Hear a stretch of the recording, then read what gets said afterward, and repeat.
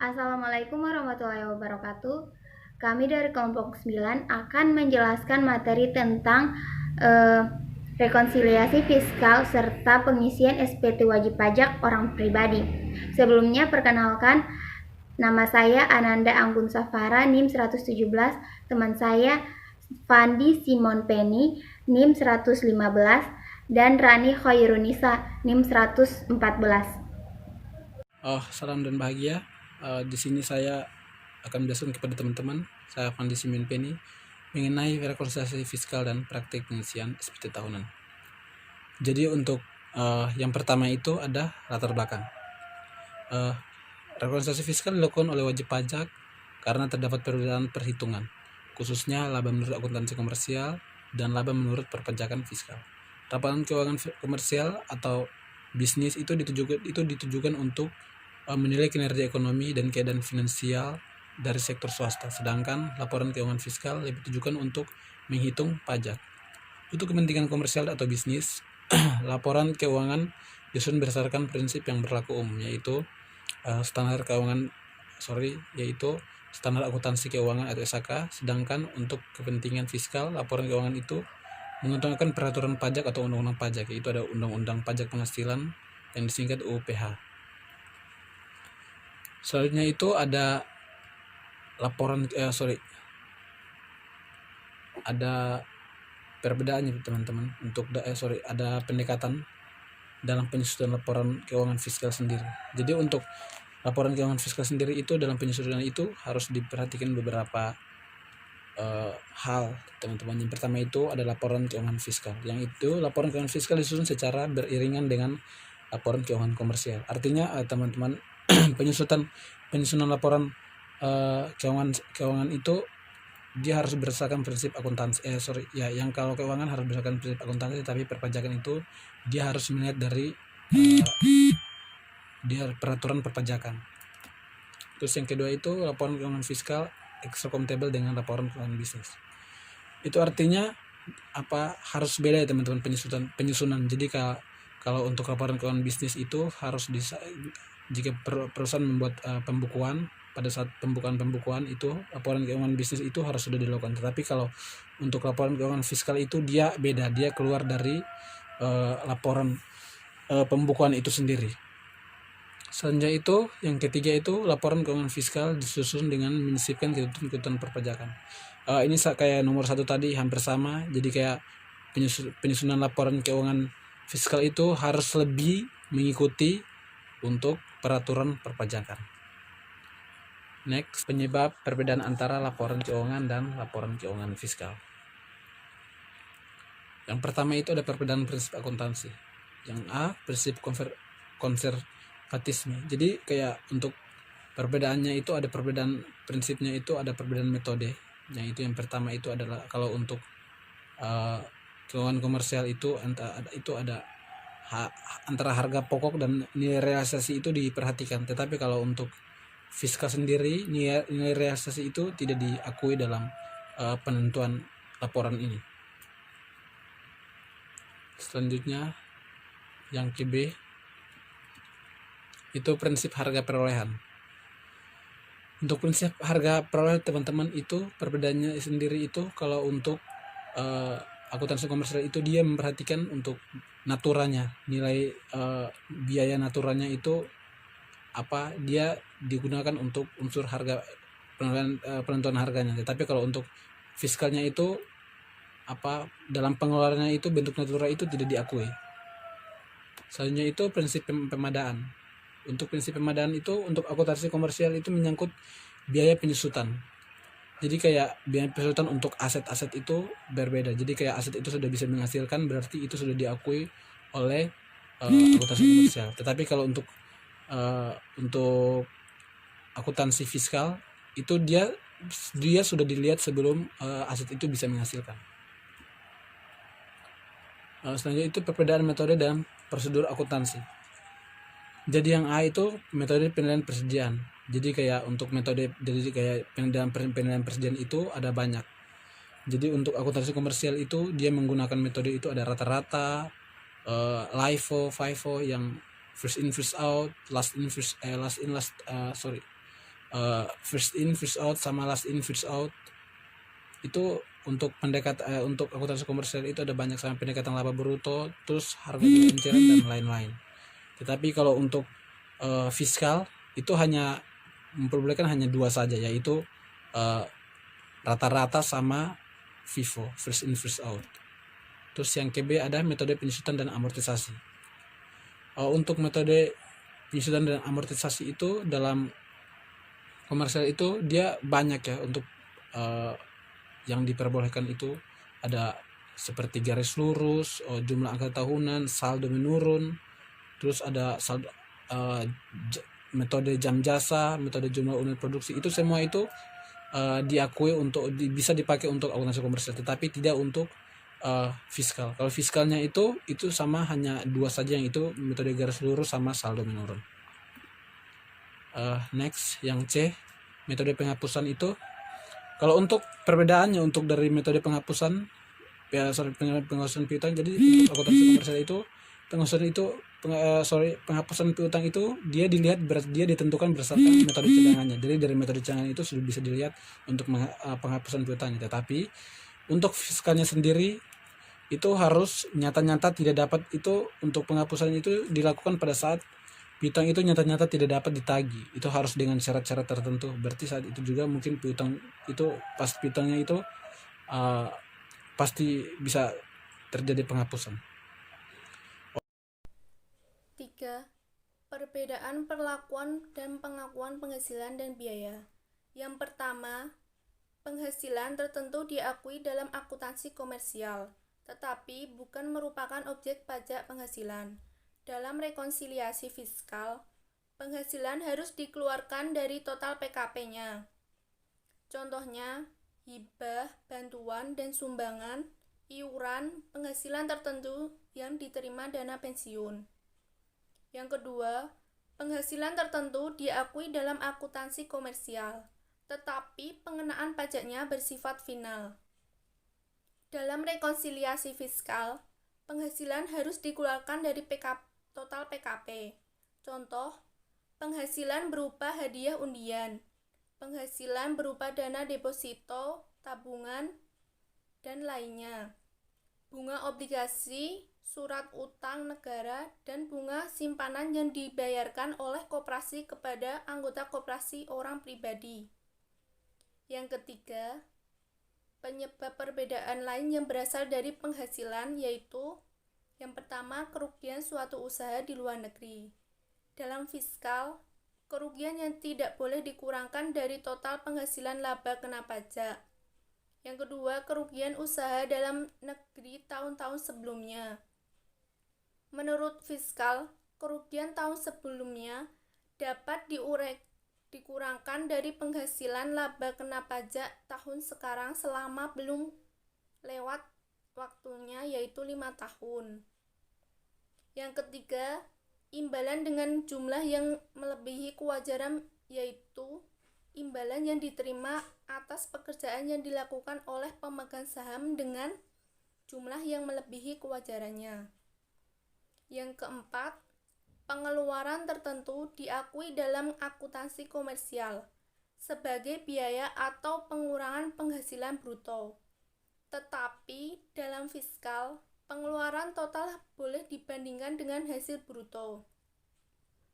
Contohnya diatur dalam pasal 19 ayat 1 Undang-Undang PPH. Yang pertama, imbalan atau pengganti yang diberikan dalam bentuk natura. Yang kedua, pajak penghasilan. Yang ketiga, biaya yang dibebankan untuk kepentingan pribadi pemegang saham, sekutu atau anggota. Yang keempat, biaya pribadi yang dibebankan untuk kepentingan pribadi wajib pajak atau orang yang menjadi tanggungannya, dan lain-lain.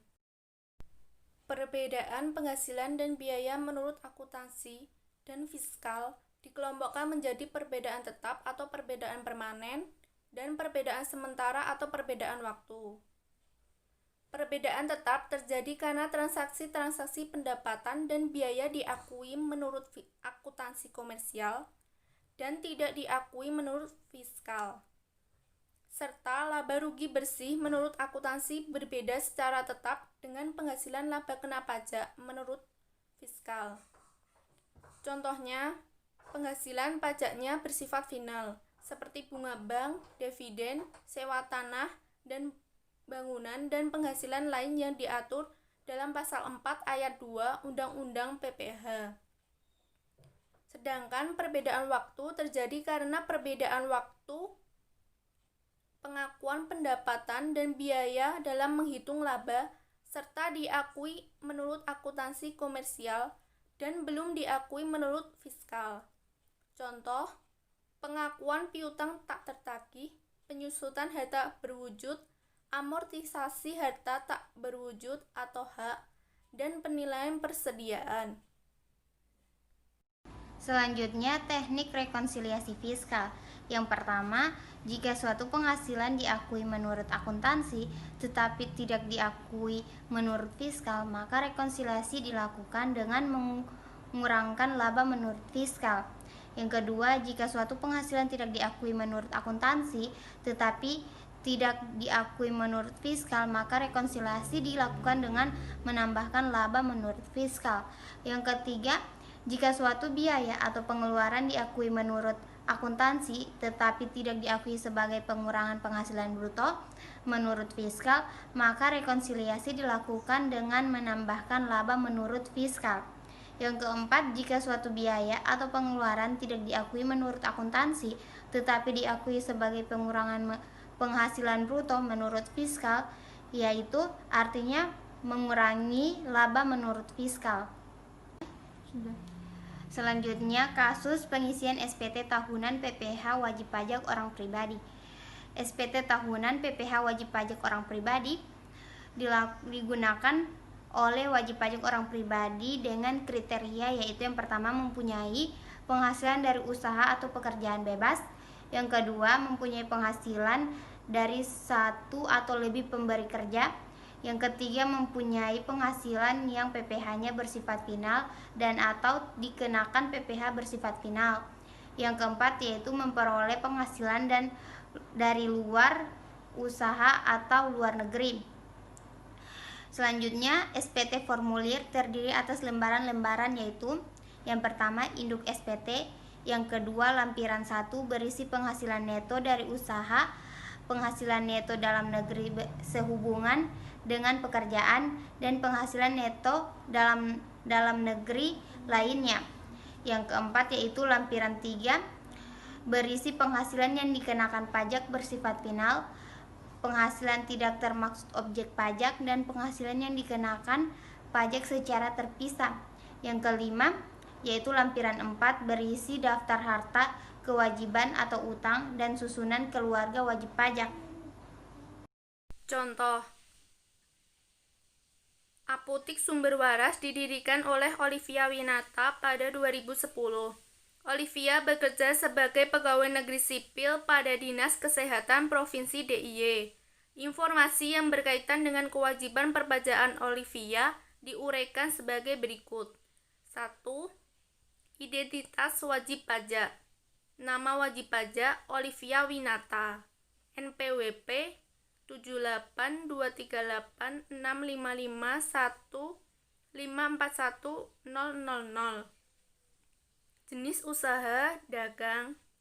Telepon 0274567890. Yang kedua, penghasilan dari usaha, seperti yang terinci pada gambar tersebut. Yang ketiga, informasi tambahan yang berkaitan dengan laporan laba rugi. A. Pengeluaran untuk rekreasi pegawai sebesar 10 juta telah dimasukkan ke dalam beban gaji, upah, dan imbalan lain. B. Pengambilan obat-obatan untuk pribadi dan keluarga Olivia senilai 500.000 dimasukkan ke dalam beban pemakaian bahan habis pakai. C. Sumbangan yang diberikan kepada pemerintah daerah setempat berkenaan dengan peringatan hari jadi sebesar 2 juta. Sumbangan tersebut dimasukkan ke dalam beban pemasaran. D. Setelah dilakukan perhitungan berdasar ketentuan fiskal, penyusutan tahun 2016 sebesar 7 juta. Premi asuransi menurut akuntansi sebesar 5.400.000 termasuk premi asuransi kesehatan pemilik sebesar 4.200.000. Nomor 4, informasi yang berkaitan dengan penghasilan Olivia pada 2016. A. Penghasilan sebagai pegawai tetap dipotong PPh pasal 21 oleh pemberi kerja dengan buku pemotong pajak formulir 1721 A2. B. Menerima dividen atas penyertaan 10.000 lembar saham prioritas pada PT Perdana, dividen tunai 2.000 lembar per 2.000 lembar saham. Dividen ini dipotong pajak oleh PT Perdana.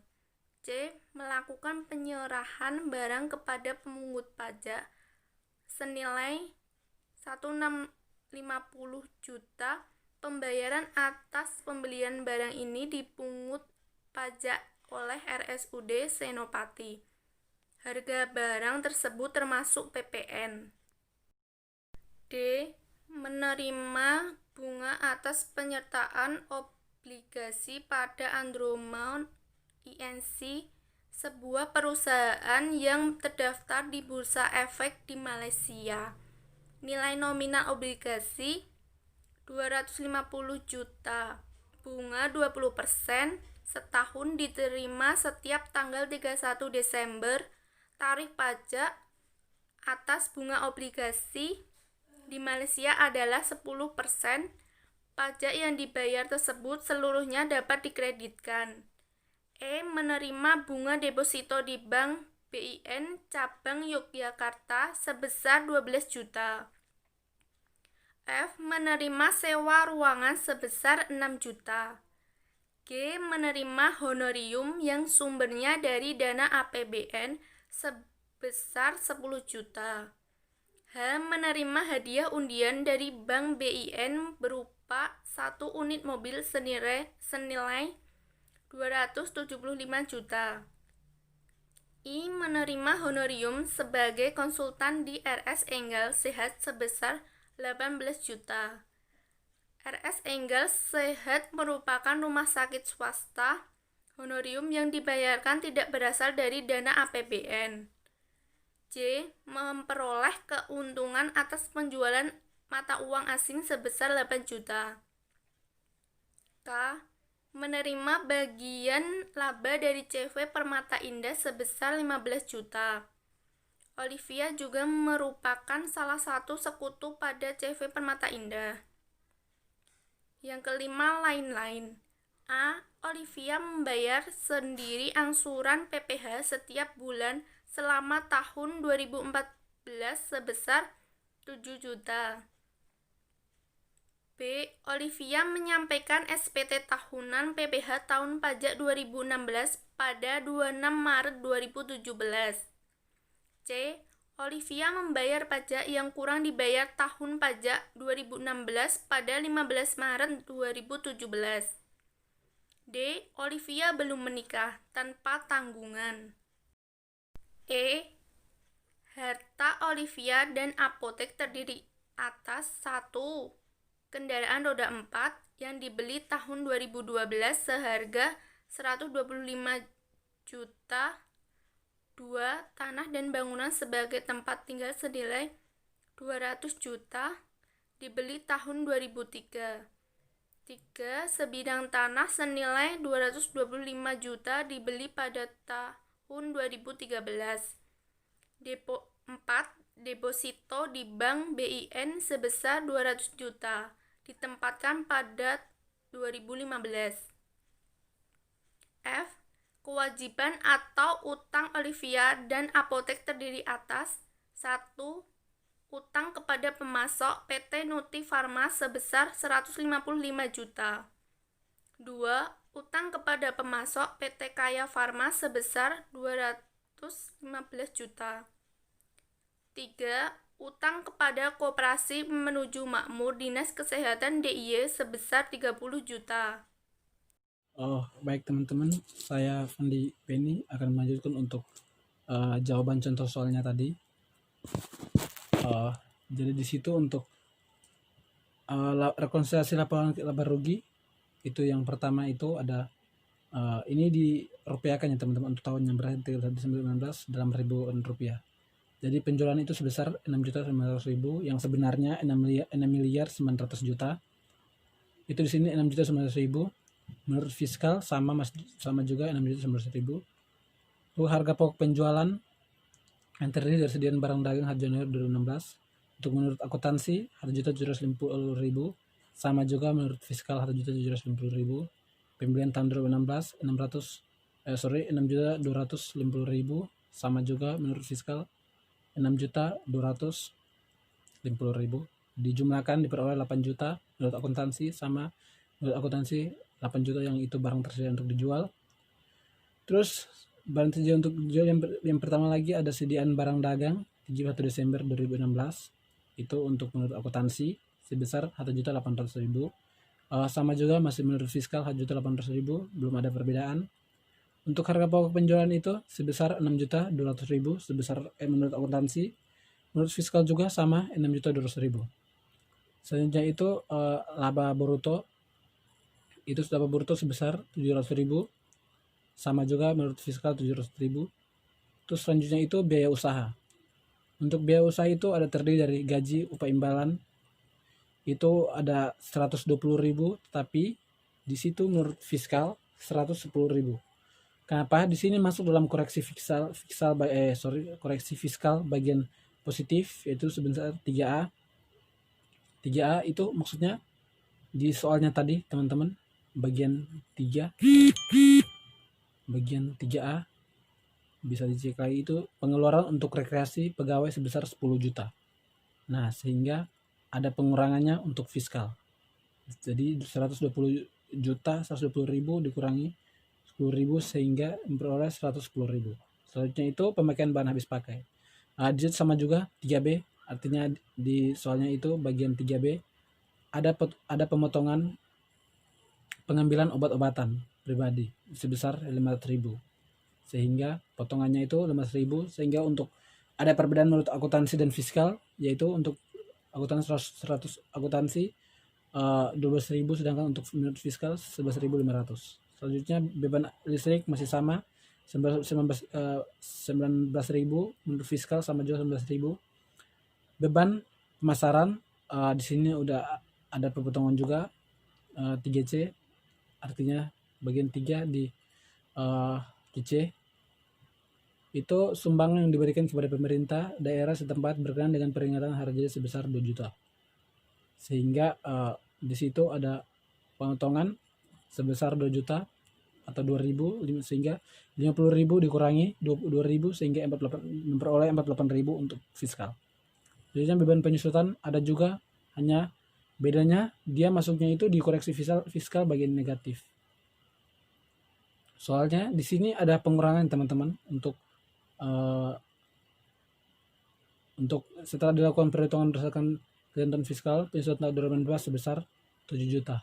Sehingga ketentuan yang diperbolehkan untuk fiskal sendiri dari ketentuannya diperbolehkan itu harus 7 juta pas.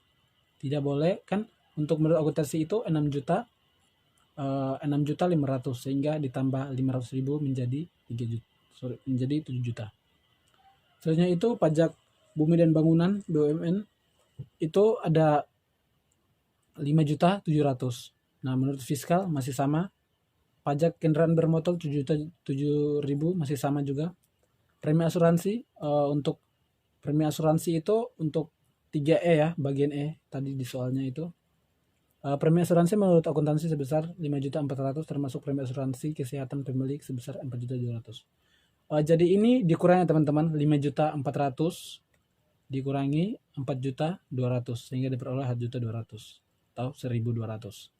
Beban sewa bangunan sebesar 5.000 sama juga menurut fiskal. Untuk biaya administrasi sama juga 20.800 masih sama juga menurut fiskal, sehingga diperoleh total biaya menurut akuntansi sebesar 251.400 atau 251.400.000. Sama menurut fiskal, beda. Menurut fiskal 235.200, sehingga di situ ada perbedaan untuk fiskal sama menurut akuntansi. Untuk laba usahanya totalnya itu laba bruto usaha ditambah untuk biaya usahanya itu sebesar diperoleh untuk menurut akuntansi sebesar 448.600, sedangkan menurut fiskal 464.800.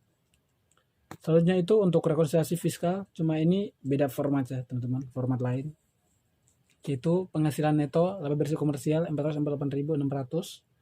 Untuk koreksi fiskal positif kayak tadi teman-teman di soal untuk bagian 3 poin A, B, C, D, E itu pengeluaran berupa keuntungan sebesar 10 juta. Untuk pemakaian bahan habis pakai 500.000, 2 juta sama 4.200.000, sehingga itu semua di total diperoleh 16.700.000. Selanjutnya itu koreksi fiskal negatif, di sini cuma satu teman-teman. Tadi fiskal negatif masuk dalam penjelasan yang pertama itu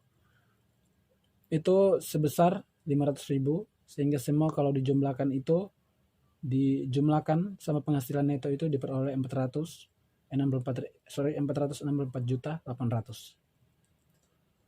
Kita next, perhitungan PPh kurang atau lebih bayar.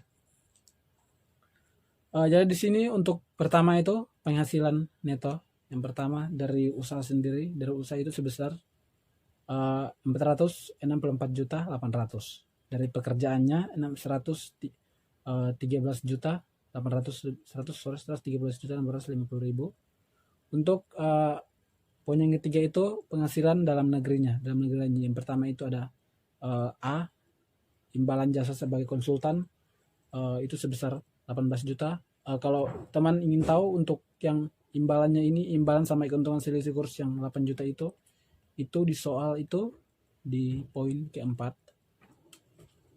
Di poin keempat bagian I sama J. Bagian I sama J. Jadi untuk dari poin ini kan kita bisa menentukan untuk apanya teman-teman, untuk penentuannya. Jadi imbalannya jasanya itu, konsultannya itu 18 juta, keuntungan selisih kurs mata uangnya itu 8 juta. Sehingga dijumlahkan 26 juta.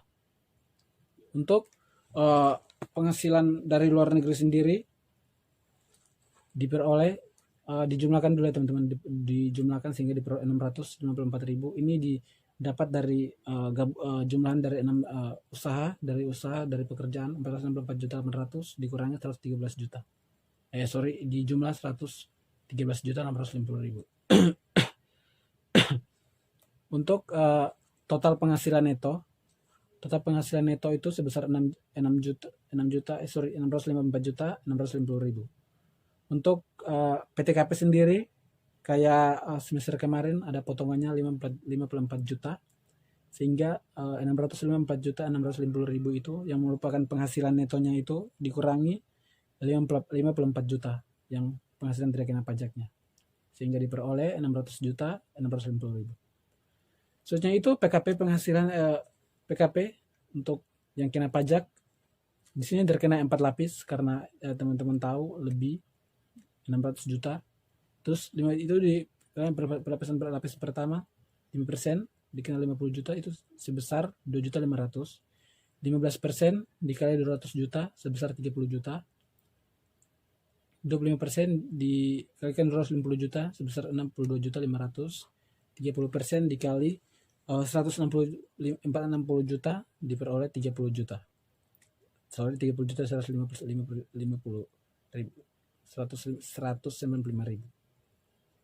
Untuk total PPh yang terutang itu dijumlahkannya, dan PPh terutangnya yang berlapis itu dijumlahkan sehingga diperoleh 125.195.000. Untuk PPh yang telah dibayar melalui pemotongan pihak lain. Ini teman-teman, kalau teman-teman bingung yang buat PPh yang telah dibayar melalui pemotongan pihak lain itu ada di poin keempat. Poin keempat itu yang pertamanya itu ada di bagian C, melakukan penyerahan barang kepada pemungutan pajak RSUD atau RSUD Senopati senilai 1.650.000.000. Pembayaran atas pembelian barang ini dipungut pajak oleh RSUD Senopati. Itu sudah dipungut pajak oleh RSUD Senopati, akhirnya oleh pihak lain, yaitu sebesar PPN-nya 10%.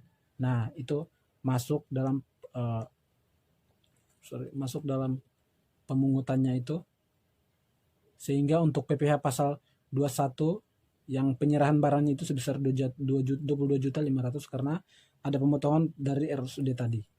Sama juga untuk gaji honorarium itu semua ada di poin keempat di bagian C sama D. Itu ada menerima harga atas penyerahan obligasi dan andromid di Bursa Efek Malaysia. Nilai nominal sebesar 250 juta, bunga 20%. Nah, ini potongannya itu dari Malaysia, artinya dari pihak lain. Sehingga di situ dinamakan PPh yang telah dibayar melalui pemotongan pihak lain. Itu dijumlahkan diperoleh 32.377.500. PPh yang harus dibayar sendiri itu sebesar 92.817.500. Itu diperoleh antara pengurangan itu total PPh yang terutang sama yang melalui pemotongan pihak lain. Itu dikurangi sehingga diperoleh 92.817.500. Selanjutnya itu PPh dibayar sendiri melalui angsuran bulan ke-12 kali 7 juta. Karena angsurannya itu tiap bulan, sehingga untuk tahun 12 bulan dikali 7 juta sehingga diperoleh 84 juta. Untuk PPh yang kurang dibayar itu sebesar 8.817.500 diperoleh dari 92 juta dikurangi 84 juta di bawah. Selanjutnya itu kekurangan bayar tersebut disetor ke bank pada tanggal 15 bulan. Pada tanggal 15 bulan ketiga masa pajak berikutnya atau 15 Maret 2017 dengan menggunakan SPP. Selanjutnya itu kita menghitung angsuran bulan PPh pasal 25. Yang pertama, SPT tahunan PPh disampaikan pada akhir Maret 2017. Angsuran bulan-bulan sebelum batas akhir penyampaian SPT. Angsuran bulan Januari dan Februari 2017 sama dengan angsuran bulan terakhir tahun pajak yang lalu, yaitu 7 juta. Penyetoran ke bank setiap tanggal 10 masa pajak, yaitu tanggal 10 Februari dan 10 Maret. Yang kedua, angsuran bulan Maret 2017 dihitung. Itu untuk total PPh terutang SPT-nya itu sebesar 125.195.000, kayak yang total PPh terutangnya tadi. Untuk kredit pajak yang di ini kredit pajak yang belakangnya bisa teman-teman lihat. Untuk PPh pasal 21 397.000 dikurangi 3.977.500 ditambah 19.000 diperoleh 4.877.500. Selanjutnya itu untuk PPh pasal 22 ini kayak apanya tadi teman-teman, yang untuk PPh yang telah dibayar melalui pemotongan pihak lain, sehingga PPh pasal 2 masuknya PPh pasal 22 itu sebesar 22.500. PPh pasal 24 sebesar 5 juta. Sehingga dijumlahkan diperoleh total kredit pajak sebesar 32.377.500. Untuk yang terakhir dikurangi untuk 125 juta 125 juta 195.000 rupiah, itu dikurangi 32.377.500 sehingga diperoleh 92.817.500. Oke, ini dibagi 12 ya teman-teman, karena angsurannya itu kayak tadi angsurannya itu per bulan. Di bawah itu angsuran bulan PPh pasal 25 tahun 2017 92.817.500 dibagi 12 sama dengan 7.344.790.000, yang dimana itu merupakan angsuran per bulan, angsuran yang dibayar tiap bulannya jika dicicil. Jadi itu penyetoran angsuran ke bank dilakukan setiap bulan, setiap tanggal 10, dimulai dari masa pajak Maret 2017 yang pembayaran tanggal 10 April 2017. Sekian presentasi dari kelompok kami. Jika ada kesalahan maupun kekurangan, kami mohon maaf. Wassalamualaikum warahmatullahi wabarakatuh.